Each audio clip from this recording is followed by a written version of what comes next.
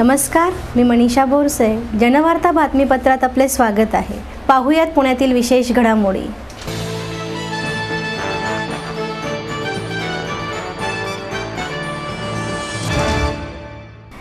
ज्येष्ठ साहित्यिक आणि ऐतिहासिक तज्ज्ञ निनाद बेडेकर यांच्यावर पुण्यातील वैकुंठ भूमीत अंत्यसंस्कार करण्यात आले. ज्येष्ठ इतिहासतज्ञ निनाद बेडेकर यांचे अल्पशा आजाराने 65व्या वर्षी निधन झाले. त्यांच्यावर पुण्यात वैकुंठ भूमीत अंत्यसंस्कार करण्यात आले. व्याख्याने, लेखन, दुर्भ्रमंतीच्या संशोधनामध्ये त्यांचे फार मोठे योगदान होते. मोडी लिपी आणि पार्शियन भाषेवरही त्यांचे प्रभुत्व होते. त्यांनी केलेल्या इतिहासातील संशोधन फार महत्त्वाचे होते, असे मत सदानंद मोरे, शाहीर हेमंत सावडे यांच्यासह अन्य मान्यवरांनी केलं. रावांची स्वतःची जी इतिहास लेखनाची पद्धत होती की असे बारकावे ते शोधून काढायचे इतिहासामध्ये, जे तुम्हाला इतरत्र कुठल्या मोठ्या पुस्तकात मिळणार नाहीत. आणि एकदा ते आपण ऐकले की मग आपल्या लक्षात यायचं की अरे हे किती महत्त्वाचे आहेत. ते केवळ छोट्या छोट्या गोष्टी आहेत म्हणून सोडून द्यायच्या किंवा त्याकडे दुर्लक्ष करायचं असं नाही, तर छोट्या गोष्टींमधूनच मोठा इतिहास निघू शकतो. हे त्यांचं एक वैशिष्ट्य होतं. आणि मुख्यत्वे करून मराठ्यांच्या इतिहासामधलं 18वं शतक जे आहे की ज्याच्याकडे खूप दुर्लक्ष झालेलं आहे लोकांचं, ज्या शतकामध्ये मराठ्यांनी आपल्या राज्याचा उत्तरेत विस्तार केला, अटकेपर्यंत गेले वगैरे वगैरे, त्या शतकावर त्यांचं जास्त प्रभुत्व होतं. शब्द आडला की पटकीन ती उघडतो आणि बघतो की काय आहे. तसं इतिहासातली कुठलीही गोष्ट आम्हाला आडली, खटकला एखादा मुद्दा की या मुद्द्याचं विश्लेषण करा, की लगेच फोनवरनं ते आम्हाला उत्तर द्यायचं. लगेच जर समजा शक्य नसेल तर सांगायचे की नाही या विषयासाठी आपण नंतर फोन करू, नंतर भेटू, पण भेटून त्या विषयाचं मार्ग नक्की सांगायचे की याचं हे उत्तर आहे. अशी सांगणारी एक चालती बोलती इतिहासाची डिक्शनरी आमच्यातनं लोप पावली. इतिहासतज्ञ निनाद बेडेकर यांच्या जाण्यानं शाहिरी क्षेत्रात फार मोठी पोकळी निर्माण झालेली आहे. आम्ही आत्तापर्यंत शिवाजी महाराजांचे ठराविक प्रसंग गात होतो.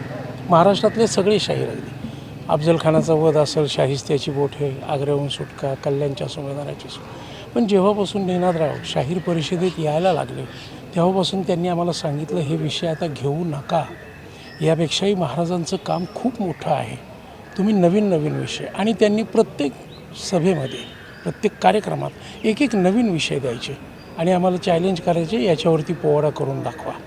महाराजांची युद्ध हे तळमळीने सांगायचे.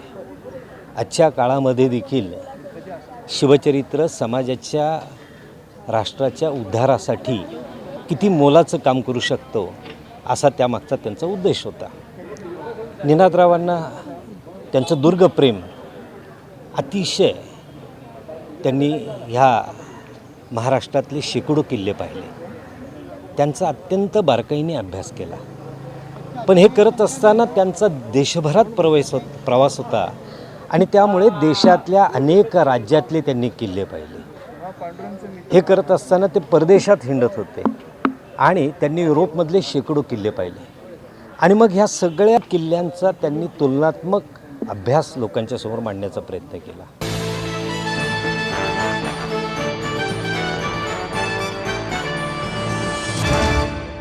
भारतीय विद्यापीठाच्या वर्धापन दिनानिमित्त पंकजा मुंडे यांच्या हस्ते विद्यार्थ्यांचा गुणगौरव करण्यात आला.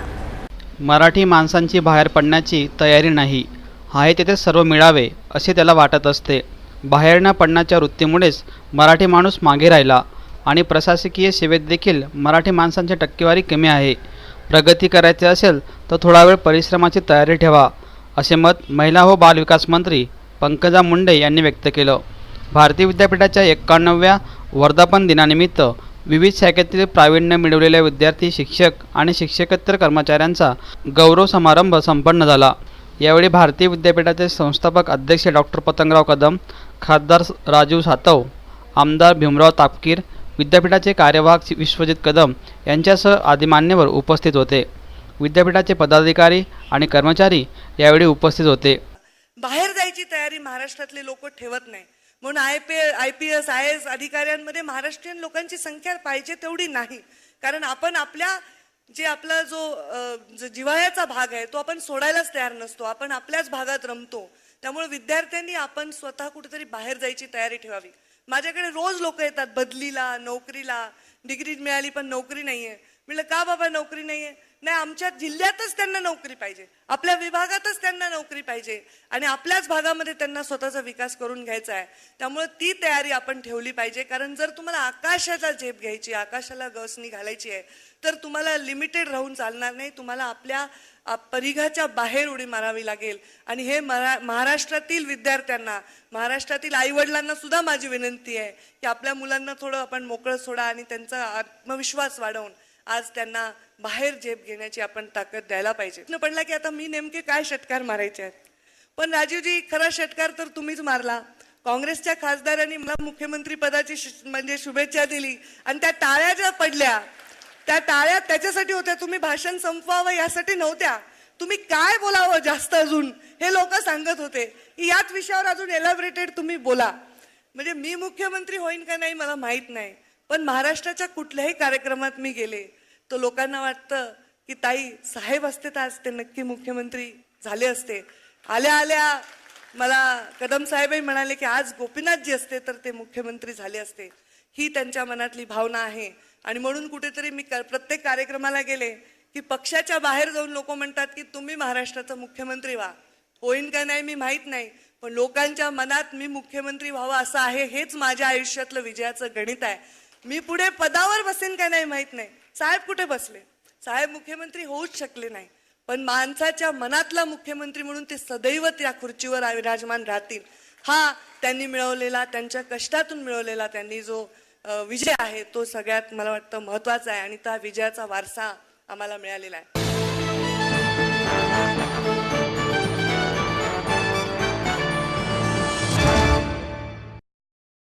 आपलं स्वप्न, आपलं मन, आपलं स्वतःचं घर हेच खरं धन. समृद्ध जीवन पार्क सादर करत आहे 140 फ्लॅट्सची एक प्रशस्त गृह योजना. कात्रज कोंढवा रोडवर बिबवेवाडीपासून फक्त 2 किलोमीटर अंतरावर आपल्या आर्थिक गणितात बसणारे 1 व 2 BHK फ्लॅट्स. तब्बल 3 मजली पार्किंग सह ऐस पैस गार्डन, क्लब हाऊस आणि इतर सुविधांनी सुसज्ज.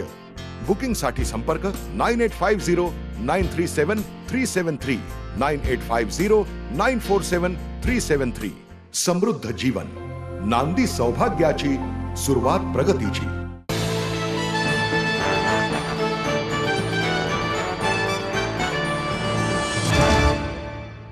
राष्ट्रवादीचे प्रवक्ते अंकुश काकडे यांचा सपत्नीक शरद पवार यांच्या हस्ते सत्कार करण्यात आला. राजकारणात काम करत असताना स्वपक्ष व अन्य पक्षातील कार्यकर्त्यांशी मैत्री ठेवावी.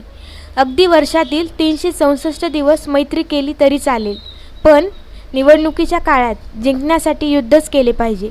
त्यावेळी मैत्री आणि स्वैराचाराची नाती आडवी आणू नयेत, असा सल्ला माजी केंद्रीय कृषी मंत्री शरद पवार यांनी सांगितलं. राष्ट्रवादीचे प्रवक्ते अंकुश काकडे यांच्या 61 निमित्ताने पवार यांच्या हस्ते काकडे यांचा सपत्नीक सत्कार करण्यात आला.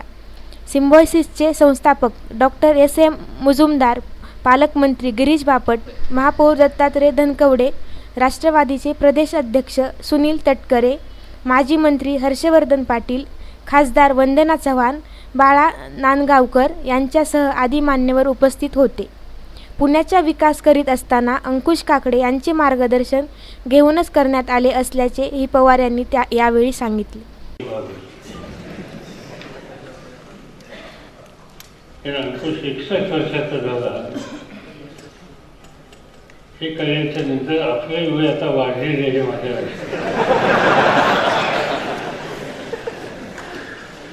दिवस कसे जातात, वर्ष कशी जातात त्याचा खूप वेळेला अंदाज येत नाही.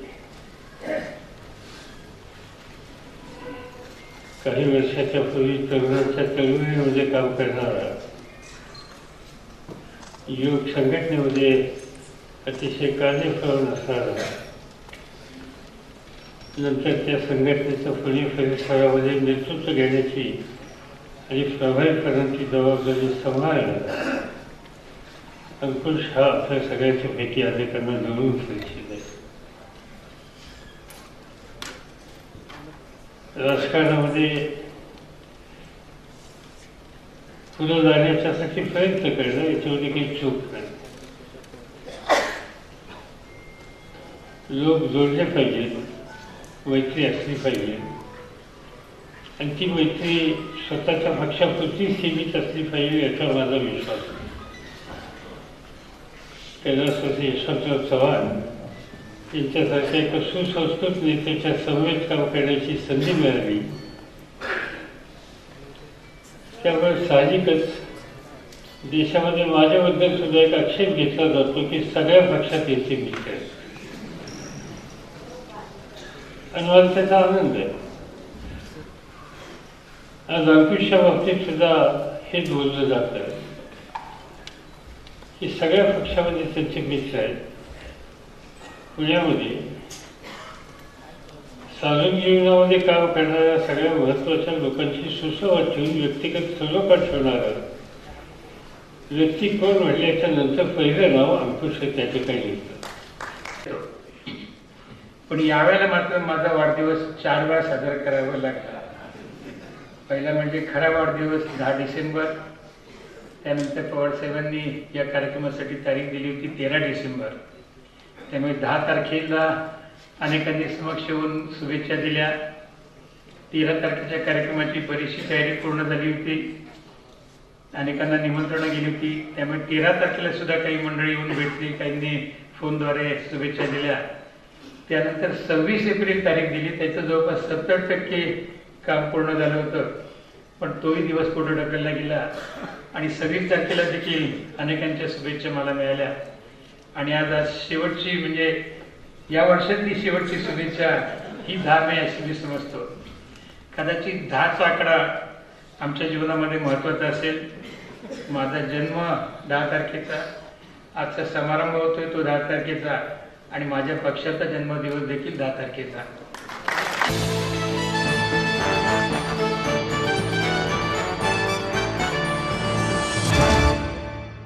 जागतिक मातृदिन आणि मातोश्री फुलनवतीबाई संकला यांच्या पुण्यतिथीनिमित्त अन्नदान करण्यात आले. जागतिक मातृदिन आणि मातोश्री फुलवंतीबाई सोहनराज सांकला यांच्या प्रथम पुण्यतिथीनिमित्त त्यांना सांकला परिवाराच्या वतीने अभिवादन करण्यात आलं. त्यांच्या स्मृतिप्रित्यर्थ गरीब व अंध व्यक्तींना अन्नदान करण्यात आलं. त्यानंतर त्यांना गरजेच्या वस्तू देखील भेट देण्यात आल्या. यावेळी ज्येष्ठ व्यावसायिक विनोद सांकला, आमदार विजय काळे, नगरसेवक अभय साजेड, प्रवीण कावडिया, राजू मासालिया, गौतम मेहता, विजय भंडारी, महेंद्र जैन, मोहन भंडारी, रोहन कावेडिया यांच्यासह आदी मान्यवर उपस्थित होते. मातोश्री फुलवंतीबाई यांनी समाजातील वंचित घटकांसाठी निस्वार्थ सेवा केली. कारुण्य, भूतदया, प्रेमभावना यांची सांगड घालत शेवटच्या गरिबांना न्याय देण्याचा प्रयत्न त्यांनी केला. त्यांचा वारसा चालवण्यासाठी आम्ही प्रयत्न करीत असल्याचं मत विनोद सांकला यांनी व्यक्त केलं.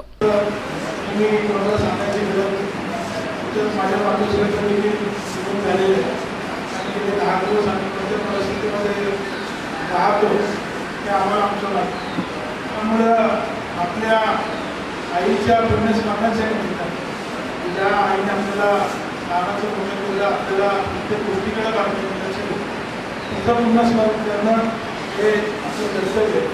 आणि या निमित्तानं आपण समाजातल्या कोणत्या वर्गाला बरोबर घेऊन त्यांच्यासाठी काहीतरी करतो, ही एक अत्यंत चांगली गोष्ट आहे. त्यावेळी चांगला दोन्ही पुण्यस्मरणाने अभिनंदन करतो. आपलं पुण्यस्मरण अशा पद्धतीनं त्या ठिकाणी साजरे करण्याच्या दृष्टीनं या मला असं वाटतं की समाजामध्ये प्रेरणा आहे.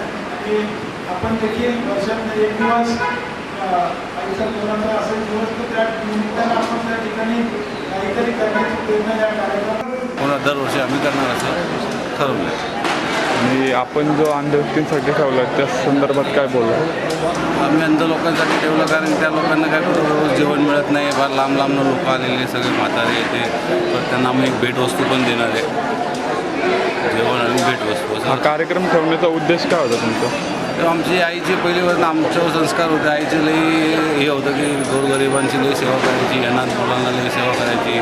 त्याच्यामुळे बरेचसे लोकांचं त्यांनी भलं केलं आहे आयुष्यात. तर ते आमच्यात बी तेच आहे की आम्ही पण त्याच मार्गाने चालवा आणि दरवर्षी असा कार्यक्रम राहतो.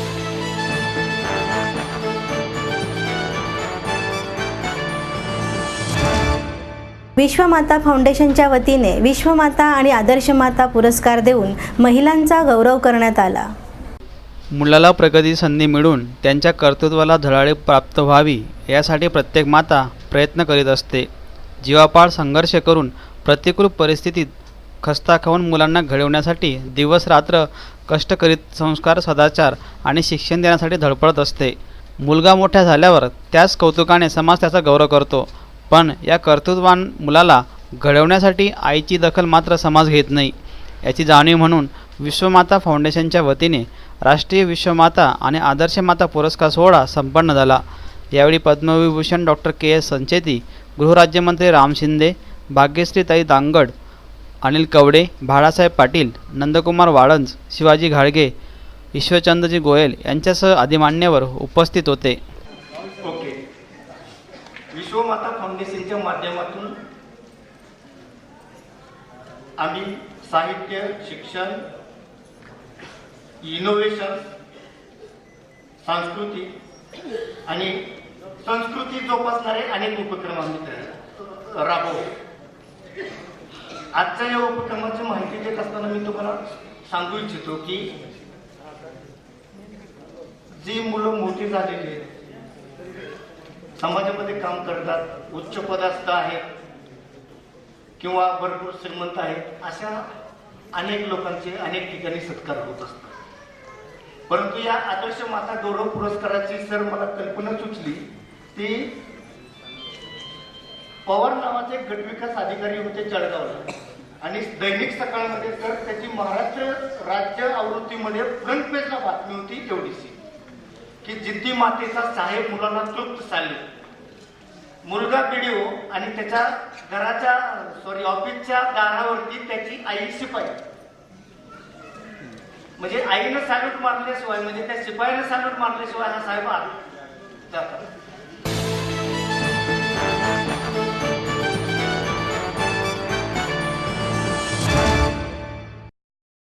आपलं स्वप्न, आपलं मन, आपलं स्वतःचं घर हेच खरं धन. समृद्ध जीवन पार्क सादर करत आहे 140 फ्लॅट्सची एक प्रशस्त गृह योजना. कात्रज कोंढवा रोडवर बिबवेवाडीपासून फक्त 2 किलोमीटर अंतरावर आपल्या आर्थिक गणितात बसणारे 1 व 2 BHK फ्लॅट्स. तब्बल 3 मजली पार्किंग सह ऐस पैस गार्डन, क्लब हाऊस आणि इतर सुविधांनी सुसज्ज. बुकिंग साठी संपर्क 9850937373 9850947373.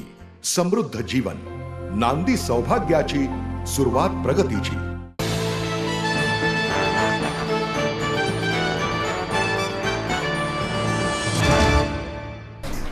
राष्ट्रीय सफाई कामगार संघटनेच्या सदस्या डॉक्टर लता मेहता यांनी पुणे शहरातील सफाई कामगारांच्या समस्या जाणून घेतल्या.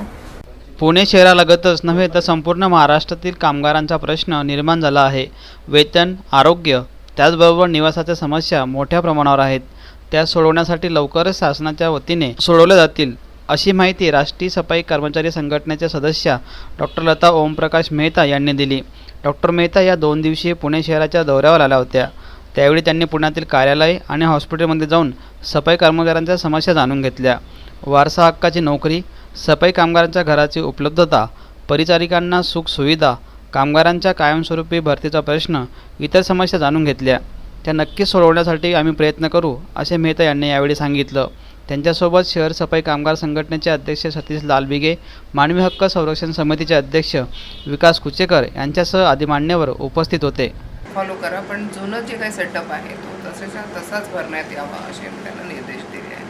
आणि तिथे पण आम्ही कर्मचाऱ्यांचा आणि वेगवेगळ्या अधिकाऱ्यांचा सत्कार केला. त्यानंतर महानगरपालिका येथे म्युनिसिपल कमिशनर, कलेक्टर आणि पुणे जिल्ह्यातल्या जेवढ्या नगरपालिका आणि नगरपंचायत होत्या, जवळपास 11, त्यांचे सगळे चीफ एक्झिक्युटिव्ह ऑफिसर्स त्यांची आम्ही तिथे मीटिंग घेतली. महिला बाल विकास, जिल्हा महिला बाल विकास अधिकारी, समाज कल्याण अधिकारी, महात्मा फुले विकास महामंडळ आणि पोलीस डिपार्टमेंट या सगळ्यांना तिथे आम्ही बोलवलं होतो. आणि तिथे मग प्रत्येक ठिकाणी समस्या जवळपास एकसारख्याच असतात. प्रत्येक ठिकाणी नोकरीचा प्रश्न, त्यांच्या राहण्याचा प्रश्न, त्यांच्या आरोग्याचा प्रश्न आणि त्यांच्या आणि मुलांच्या शिक्षणाचा प्रश्न, या सगळ्या गोष्टीवर कसं काय आपण तोडगा काढता येईल आणि आणि त्यांना चांगल्या सुविधा कशा देता येईल त्याबद्दल आम्ही त्यांना काही गाईडलाईन्स दिल्या आहे, काही निर्देश दिले आहेत. तिथे पण सफाई कर्मचाऱ्यांचे त्यांनी चांगली सेवा दिली. तिथे पण काही 10 ते 15 कर्मचाऱ्यांचा सत्कारसुद्धा आम्ही पुणे महानगरपालिकेमध्ये करून घेतला.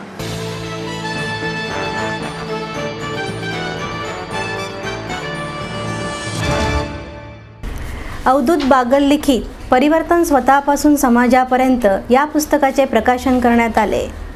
विकासासाठी जनतेचे राजकीय व्यक्ती आणि पक्ष बदलून पाहिले, पण अद्याप विकास झाला नाही. हीच परिस्थिती कायम राहिली तर लोकभावनांचा प्रक्षोभ होईल. त्यावेळी राजकीय लोकांना बाहेर फिरताना पोलिसांची गरज पडेल, अशी भावना SM जोशी सभागृहात झालेल्या कार्यक्रमात व्यक्त करण्यात आली. अवधूत बागल लिखित परिवर्तन स्वतःपासून समाजापर्यंत या पुस्तकाचे प्रकाशन डॉक्टर विश्वंभर चौधरी यांच्या हस्ते करण्यात आले. यावेळी निवृत्त जिल्हाधिकारी लक्ष्मण देशमुख, कवी श्रीरंग यांच्यासह अन्य मान्यवर उपस्थित होते. ज्येष्ठ समाजसेवक बाबा आमटे यांच्या विचारांची प्रेरणा ज्या समाज व्यक्तींनी समाजाचे काम केले असताना घेतली, त्यांचा सत्कार यावेळी करण्यात आला. आविष्कार या साऱ्या गोष्टी दिल्या. याशिवाय त्यांनी मला शिक्षण दिले. मराठी साहित्यामध्ये नव्याने येऊ इच्छिणारे, मराठी साहित्यामध्ये नव्याने आपल्या भावना व्यक्त करू इच्छिणारे, मी या सगळ्यांच्या धडपडीस, लढण्याच्या वृत्तीस, नव्या विचारांचा आविष्कार करू इच्छिणाऱ्या संवेदनेस सलाम करतो. मी माझ्या घरातील आणि मित्रांमधील असा पहिलाच तरुण आहे की ज्याचे पुस्तक बाजारामध्ये येत आहे. याचा मला मनापासून आनंद होत आहे. मी वयाने फार लहान आहे. माझे वय अवघे 21 वर्षाचे आहे. पण समाज बदलासाठी प्रयोग करू इच्छिणारे काही लोक मी पाहिलेले आहेत. काही प्रयोग मी स्वतः पाहिलेले आहेत. आगळ्या वेगळ्या माणसांविषयी, प्रयोगांविषयी मला व्यक्त व्हावेसे वाटते. प्रपंच